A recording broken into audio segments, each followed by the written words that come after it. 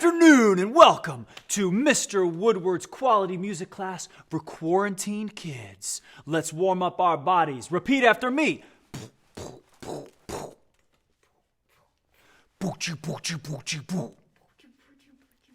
Hiya ha ha hiya ha. Hiya ha ha hiya ha. It's crazy. I thought I actually heard you that time. I actually heard you. That's crazy. It's amazing. Okay, let's try another one. Hiya hiya. Hiya hiya. Oh my gosh, you were a little late that time, but you did it perfectly. Oh my goodness. Okay, let's do some more. Pat pat clap. Patta patta clap. Clappy clip clap. Clappy clip clap. Patta patta clap. Clap clap clap. Man, that's amazing. I tell you what, why don't you do some that I can copy? Go ahead.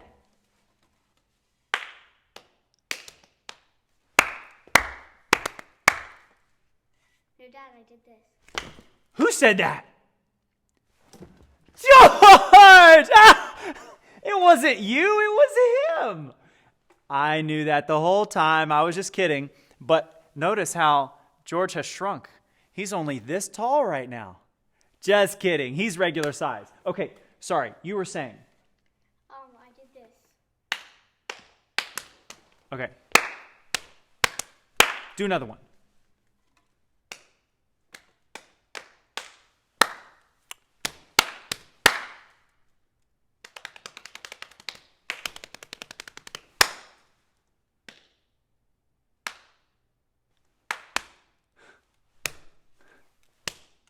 Very nice. Way to go. This is George, my son. He is my oldest, my firstborn son, third born child. That's why we're not social distancing. We live in the same house, so we're together right now, which is totally cool.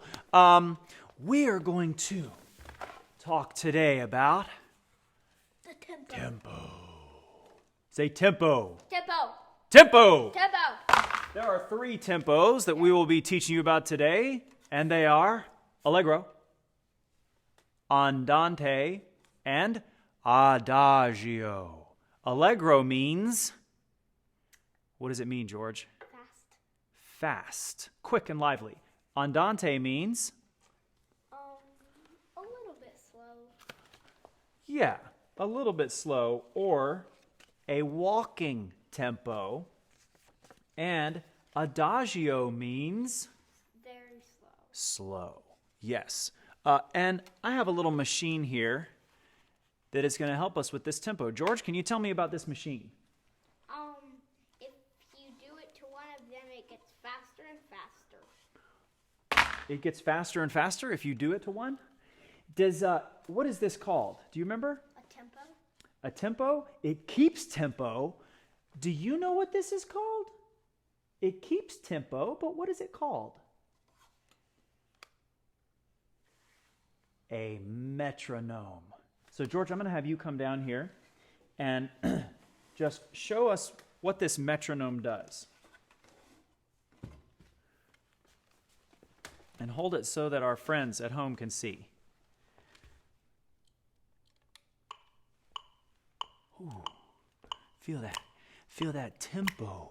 It's like a steady pulse that beats and beats along. Is that an andante tempo? Yeah. Oh, it just went faster. Did you make that happen? You made it go faster?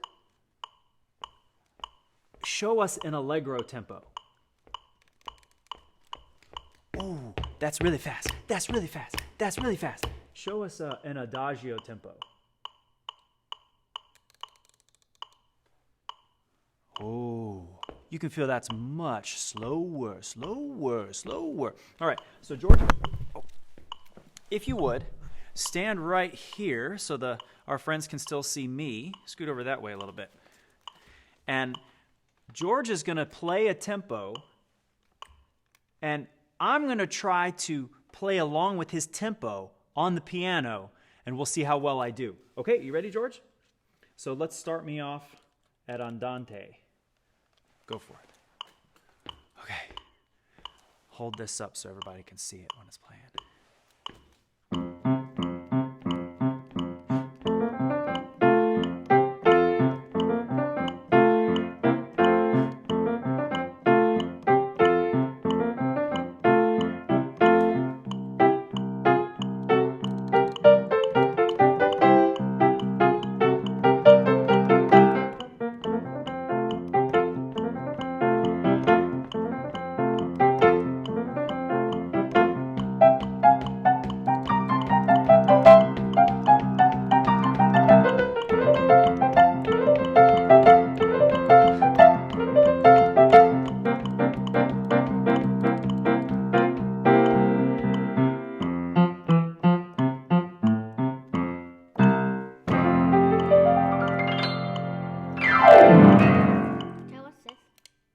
off button.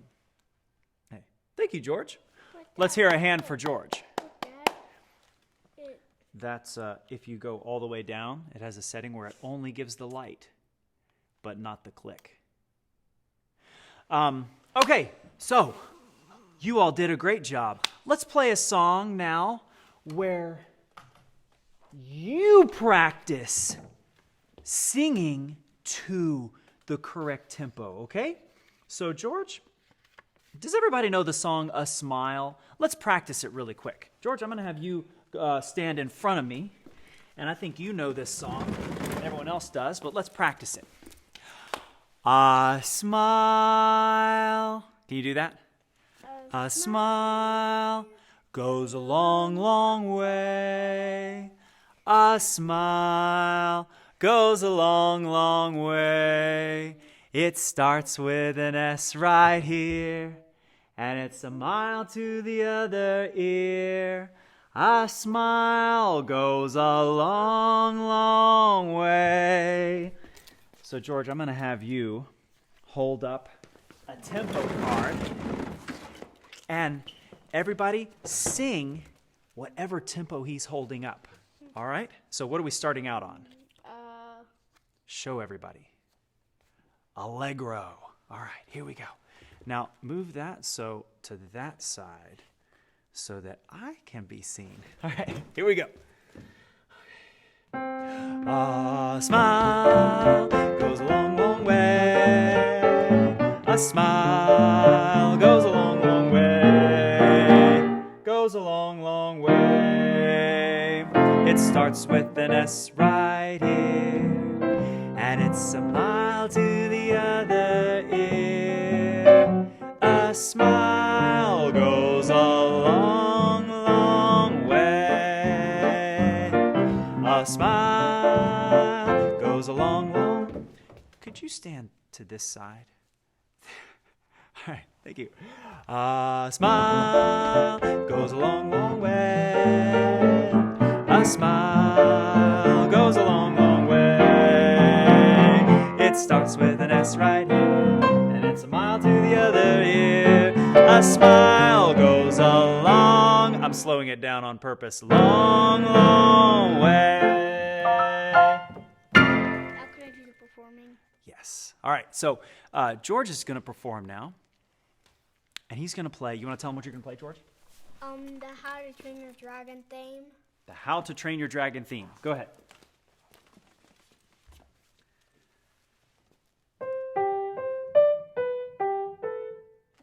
I need to sit down right here.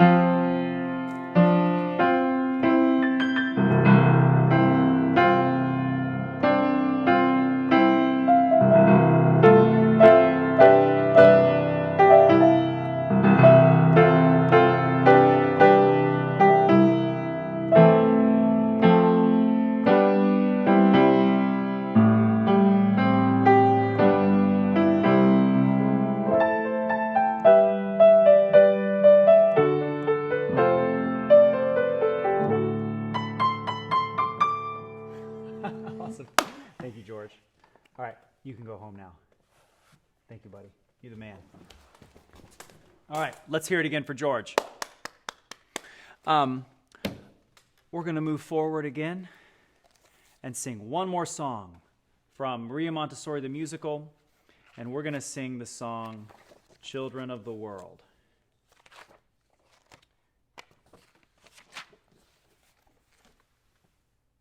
So, this is the song. I teach at a Montessori school. If there are any watching who are not familiar with that, founded by the first female doctor in Italy, Maria Montessori. And this song sort of epitomizes her approach to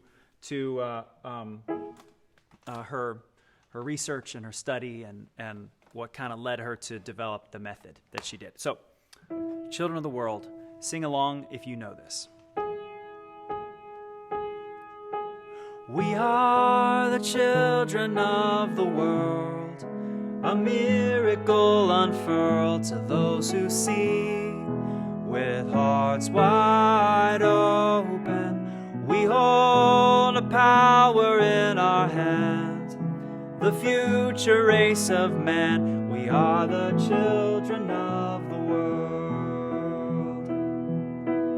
Everywhere, in every place, if you look, you'll see our face.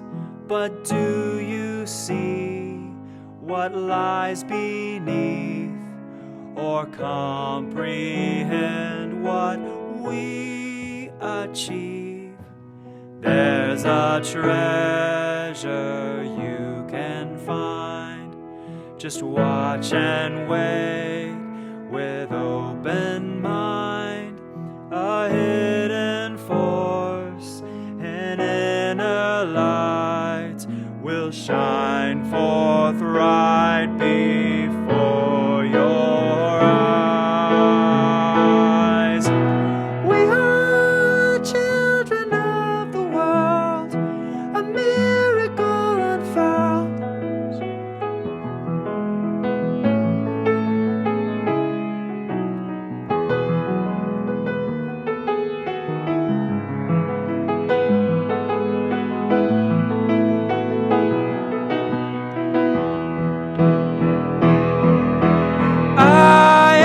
Human and not ruled by an instinct. I am free to be and do as I think. I am brave and I am strong. I know what is right and what is wrong.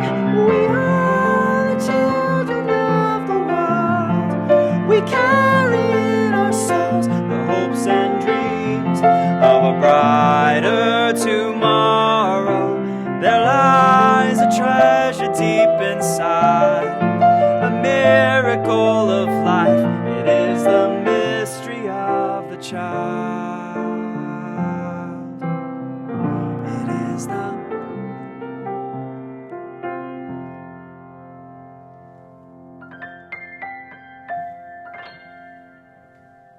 That's my Disney ending. All right. Singing time's done. Time for story time. So yesterday, or in the last class, we read about the Italian Red Priest, Antonio Vivaldi. And in that story, I alluded to how people came to respect Vivaldi because of their discovery of Bach and learning how much Bach respected Vivaldi. So who was Bach? Well, I'm about to show you. Johann Sebastian Bach, a giant, the giant of Baroque music. Born in Eisenach, Germany in 1685 and died in Leipzig, Germany in 1750. A German organist and great composer, best known for the Brandenburg concertos, the Goldberg variations, and the Well-Tempered Clavier. Here we go. As a young music teacher, Bach was out walking one night when 6 of his own students attacked him. They wanted an apology. Bach had called one of them a nanny goat bassoonist. Someone who makes a bassoon sound like a goat. But Bach wouldn't take it back. He drew a knife in self-defense. Luckily, the fight was broken up before anyone was really hurt. All his life, Bach had trouble with people who didn't see things his way. He once wanted to quit a job, and his employer, a duke, wanted him to stay. Bach was so insistent that the duke threw him in jail. But here is the difference between Bach and the average stubborn person. During the month he spent in jail, Bach wrote 46 pieces of music that we still listen to 300 years later. How could Johann Sebastian Bach have ever thought of becoming anything but a musician?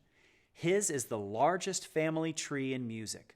Almost all his male relatives were musicians, some 76 in all, and 53 of them named Johann.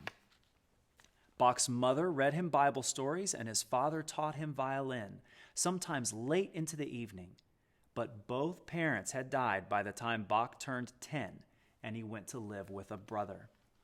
Bach was able to support himself before he was 15. He sang and took organ-playing jobs in towns near enough to walk to. Bach was always a dedicated musician, even if it meant blisters. Once he walked 200 miles just to hear the great organist Dietrich Buxtehude play. Whew.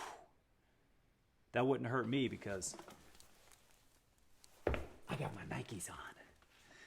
Bach spent his whole life in one small part of Germany. He was married twice, first to his cousin Maria Barbara, and after she died to Anna Magdalena, who was a good singer and keyboard player. Anna Magdalena helped Bach in his work so much that her handwriting came to look just like his.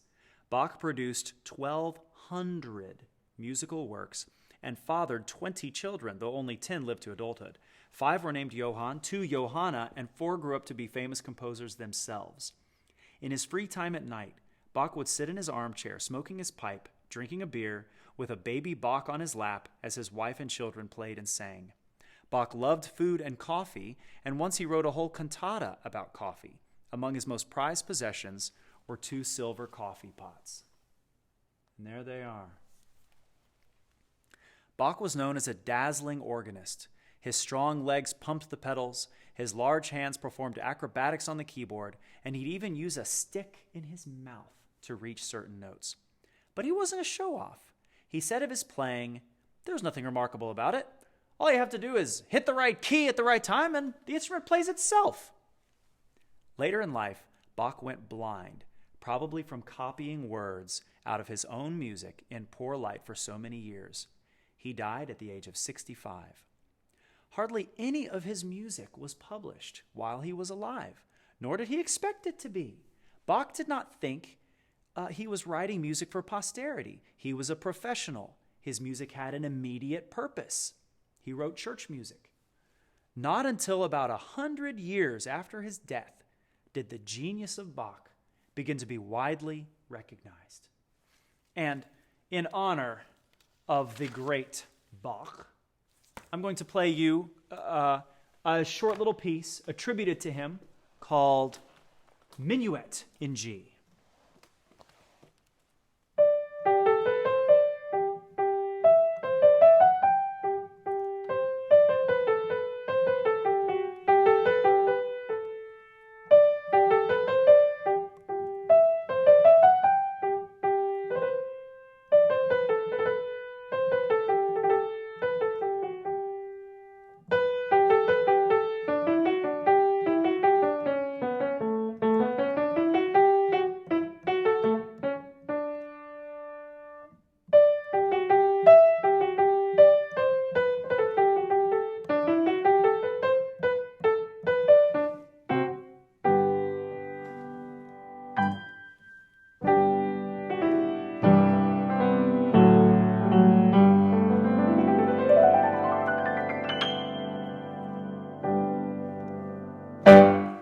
That last part was mine.